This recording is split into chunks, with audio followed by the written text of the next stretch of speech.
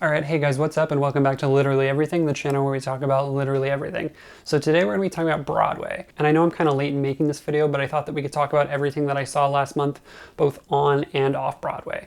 I saw about 6 shows last month, so let's go ahead and get started on talking about them. We're going to rank them from worst to best. Alright, so starting off at the bottom is Monty Python's Spamalot. This is a revival that just transferred over from the Kennedy Center, starring a lot of that same cast, except, Alex Brightman's going to come in January. It's Taran Killam until then. And also Rob McClure is doing the Doubtfire tour. So Ian Slater is filling in for that role. And so this is a pretty star-studded cast and a pretty well-loved show, albeit one I've never seen before. And though I didn't hate this show, I just didn't really like it either. First of all, I just felt like the best parts of it, like the parts that I thought were the most funny, were just scenes from the movie. So I just thought, like, I might as well just watch that. There were just so many things that in this that I either thought weren't funny or that were changes from the movie that I thought were less funny or less interesting than things that were in the movie. And yeah, the cast were doing their best, and I think the cast was honestly pretty great for the most part. Almost everybody was kind of nailing it. I just didn't love the material.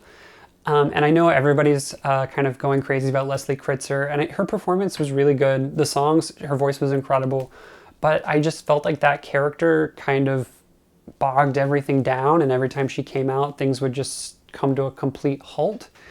And so in the second act, there were even some jokes. There's a joke where she comes out like a lot of the way into it, and there's a whole song about like what happened to my part, why am I not in this show anymore? And that was when I she came out and I was like, oh, she hasn't been here, and I have been kind of enjoying it more just because it was actually just more like things happening. But yeah, I just didn't think the songs were super memorable. The set is pretty like bare bones. Not that I think there has to be anything crazy. Sometimes kind of minimalist things work, but this definitely looks like a set that was built for a concert version. And not that I think all sets have to have these kind of super crazy, like Derek McLean, intricate sets. It's just that like, it just didn't feel like there was that much work put into it. But honestly, even with, a crazy like set that's like, you look at it, you're like, oh my God, that's gorgeous. How did they do this? I still think I just wouldn't have enjoyed the show. It's just not for me. If you're somebody that loves this show, maybe you would like it. I feel like there's got to be better productions out there, in the past. Yeah, I don't know. For me, it's at the bottom of this list. And then next we're going to go with Arcadia. This was a production that's being done by Bedlam at this really strange theater. It's called West End Theater. I'd never been to it before, but it's like inside of like a church, like a really old school church, like on the Upper West Side. And I thought, my first introduction to Tom Stoppard was fairly recent. It was Leopoldstadt, which was a part of last season's Tony Awards. And I loved that show. I saw it, I think, fairly early on in its run. I think soon after it opened. And I saw it again when David Krumholtz left because I thought he was incredible. And so yeah, I bought the book of Leopoldstadt, and I've been really excited to see some more of Tom Stoppard's work ever since. He's obviously a really iconic writer, and Arcadia is one of his biggest works. So when I saw that Bedlam was putting it on, I was really excited to go. It was my first Bedlam production. But having said that, I didn't love this. I thought the book was really, really strong. I thought if I had seen a different production of this, I could have potentially loved it. Just everything that Bedlam was doing, I did not love. There were so many directorial decisions that just seemed to be like, this would be quirky or weird or something that people haven't seen before, but none of it really fit with the action of, what was going on or had any level of character motivation or anything. It was really strange. And then obviously Bedlam is, like a almost like, I'm not going to call them a community troupe, but they kind of are. And the acting I thought was all over the place. Some people were like really, really bad, and some people were good sometimes and mediocre to bad other times. And I didn't think there was really a single performance that was great all the way through, which is just unfortunate. And I felt like the times that the show worked were the times that it just stopped trying so hard. And it just let the actors say the lines as they were intended, and then that was when I was kind of getting sucked into it. But the rest of the show, I was just so distracted by these strange choices they were trying to make to be different. And I don't know, it's just like when you have a script that's that strong, just let the script stand out. I think in a lot of cases when you're doing kind of minimal set design or minimalistic productions like this, that's kind of the whole point, right? Like if you think of A Doll's House that also came out last season with Jessica Chastain, was really no set, really no action. They just kind of spoke the book. And this did the opposite of that. It like did a minimal thing, but like tried to push the emphasis onto that instead of this like crazy good script that they had. And it just didn't work. But having said that, I would be interested in seeing like another Bedlam production that is maybe a little bit less, highbrow. I know they did Peter Pan a few years ago. They did The Crucible. I'd be interested in seeing kind of something like that. But I think Arcadia was just not the right show for what that seems to be. And at number 4 is Here We Are. This is Stephen Sondheim's final musical. He kind of died while they were still in the kind of like pre-production phase for it. And because of that, there are very, very few songs in the second act. I've heard people say that there are no songs in the second act. That's not really true because there are some towards the beginning. But from what I understand, he kind of hit some like writer's block and then kind of signed off on the show being produced before he had kind of completed the music for it. And because of that, it really becomes more like something in between a play and a musical, like almost a play with music, which is fine with me. I don't think there's anything necessarily wrong with that. But I do think that some of the music in the first act was pretty interesting. So it is a little disappointing when there's not as much in the second act, especially after the first few minutes. But anyway, this is kind of loosely based on this like series of I think 2 or 3 foreign films that I've never seen, and I don't really remember the titles off the top of my head. But it's kind of this takedown of the elite class, like this group of like really, really rich people who meet up and, they go out. So the first act is this kind of series of like them trying to go to all of these different restaurants. And some of the scenes there at some of the restaurants were kind of funny, some of them less so, but really it just went on for too long, I thought, and I was getting a little old of it by intermission. But then in the second act, it becomes this story of like them being stuck in this guy's house with this like kind of like magical entity that won't let them out. And that's when it becomes kind of more of a comedic play than a musical. And I thought there were some really, really interesting things in there, and even like a couple songs at the beginning that I thought were really, really strong. Like there's one with Jen Ha and Michaela Diamond that I thought was maybe the best song in the show. He has 2 songs, I think, and both of his songs I thought were the best songs in the show. But anyway, I really liked some of that, but that's just another thing where it went on for a really, really long time. But I kind of liked it. So yeah, I don't know. I felt like this was just a really like imbalanced show. I know there've been rumors of them moving it to Broadway. I don't think it necessarily needs to. I don't think it's the strongest thing in Stephen Sondheim's like, body of work, but I also don't think it's the worst thing in his body of work. It's just kind of somewhere in the middle to me. And then at number 4 is Gutenberg. This is like a 2-man show starring Andrew Rannells and Josh Gad, kind of their reunion after Book of Mormon. And essentially this story is kind of a faux Broadway production of sorts, where both Andrew Rannells and Josh Gad are playing these 2 men who are pitching a like fictional story about the Gutenberg Press, a fictional musical about the Gutenberg Press, to a group of producers, being the audience. And so they doing this interesting thing where every time they play a different character, they like have a different hat that says like who that character is on it. They're like doing different voices and different movements, and they're like kind of jumping all around. And the musical is like purposely bad, and then they will like come out of it for a second to like explain stuff to the producers and like give certain like backstory on how they made certain things.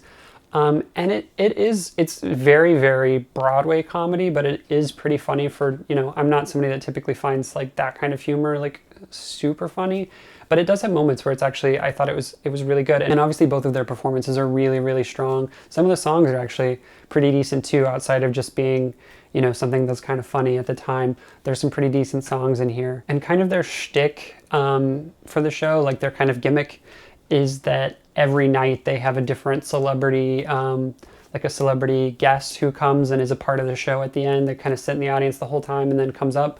So they've gotten some pretty cool people. I know the night that I saw it was Gaten Matazzaro, but they've also had like Steve Martin, Martin Short, Patti LuPone, Sarah Bareilles, Idina Menzel.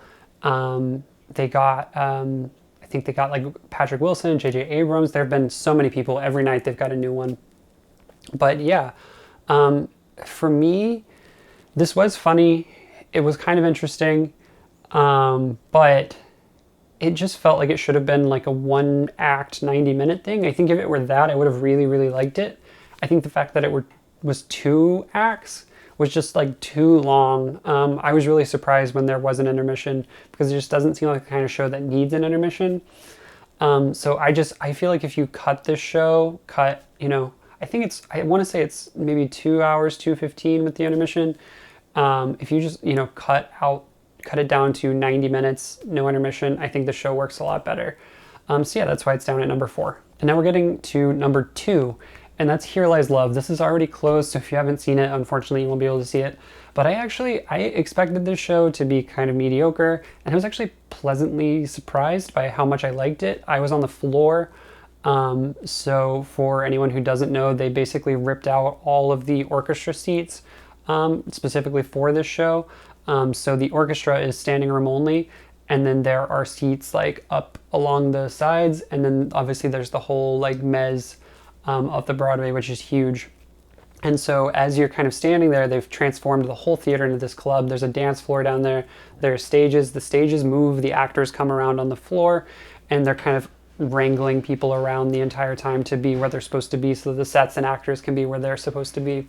And I thought it was just really fun to see a show like this. I know there's like an immersive production of Guys and Dolls that's going on in London right now, but I've personally have never seen a show like this before, and I really liked it. But I also think that was one of the biggest problems with it, because I feel like this kind of concept would work well for, say, like Moulin Rouge, where you're really trying to set that immersive, like we're in a club atmosphere. But this story is like weirdly, like it's very, very like intimate. It's very emotional. There's a lot of stuff going on, and none of that really has much to do with a club or dancing. Like the music is really, really, really strong. It's by David Byrne and Fatboy Slim. But it just doesn't fit well. Like, for instance, like one of the strangest parts to me was they kind of, like I said, they have to wrangle people. And so at one point, they're setting up for, the stages to do something that they need to do, which is to go from one side to the other. And to do that, they need to get people off of the floor. And the way they do that is by bringing out this big thing of like bleachers almost, but like standing room only bleachers, where they like file all these people up on this big platform. And so they're like, there's like a DJ, and they're like, everybody get up here, dance. Yeah, everybody like, let's dance. And so everybody's like getting hyped up and going up on this thing, getting ready to like party. But then once they've got all the people up there and they're out of the way, they're like, okay, and they cut the music and they start the next scene, which is a funeral, because someone has just died. And so it was really jarring to me, like to have it be like, dance, dance, dance, dance, dead, here's a ballad. It just didn't really work. Like I said, I think this would work better for kind of a show that's more about the scale and the setting, than the story that they're trying to tell here. I was kind of really gripped by the story. I didn't know much about these people, and I've been listening to the music ever since. I wish they did a Broadway cast recording, but I've been listening to the one from the public that has some of the same cast. But yeah, this was a really fun, interesting show. I would have seen it a second time if I had a chance. But I just think that like the direction was just kind of in, direct contrast with everything else about the show. And then at number 1, I saw this off-Broadway at Playwrights Horizons, but this is a show that I think is rumored to be transferring to Broadway later this spring, I believe, but it's called Stereophonic. And so this is a play with music, but that music is by Will Butler of Arcade Fire. I love Arcade Fire, so I knew I had to see this. Plus I've just seen several members of the cast and other things, and I thought they were really, really great. So I went to see this. And this was one of the best plays I've seen in a really, really long time. So this is kind of like the unofficial story of Fleetwood Mac. It's not, the band in it isn't called Fleetwood Mac, and none of the people have the names of the people in Fleetwood Mac, but it is kind of directly their story. Like a lot of the exact same situations happened to them. But anyway, I'm getting ahead of myself. It's about a band in the 70s who is kind of right about to blow up as they're releasing this big new album. But as they're working on it in the recording studio, the whole show takes place inside of this recording studio. They're just like falling apart. Like marriages are falling apart, relationships are falling apart. Band members don't want to talk to each other anymore. They're getting really jealous of each other. And it's just like all these relationships happening inside of this recording studio while they're trying to, release these songs. And it was just really, really, really captivating. I just like one of those shows that like starts and it feels so real and it feels so authentic, and you just don't ever want it to end. Like my only problem with it really is that I wish that there was like one or two more songs. And I know it's like a play with music. I liked the songs enough that I felt like we needed a tiny bit more to really get what we kind of deserved. And also, like, this isn't really a spoiler, but for like a couple of the songs that you hear, I want to say there are three-ish songs that you hear. And at the end, when they're talking about the album, they mention that 2 of those songs have been cut. So then I'm like, wait, well, if you cut these songs, then I want to hear the ones that actually made the record. And I think that's honestly more of like a compliment to the show, that I was so invested that I wanted to hear more, than it is like an actual detriment that they didn't have enough songs. But yeah, I really, really liked this. And if this does end up coming to Broadway, which it should, I think it'll do really, really well if it does. But if and when this ends up coming to Broadway, I would definitely recommend for everyone to see it. Any fan of, plays or music or any kind of art. I just thought this was a really, really, really great play. Okay, so that's all the Broadway and off-Broadway shows that I saw this last month of November. So did you see these shows? What do you think about them? And if there's anything that I missed last month, let me know what I should be checking out, because this month is a little slim in terms of new shows that are kind of opening. But I'm excited for some of the stuff that'll be opening in February, March. But yeah, let me know about all that below. And if you want to see more content like this, don't forget to like and subscribe.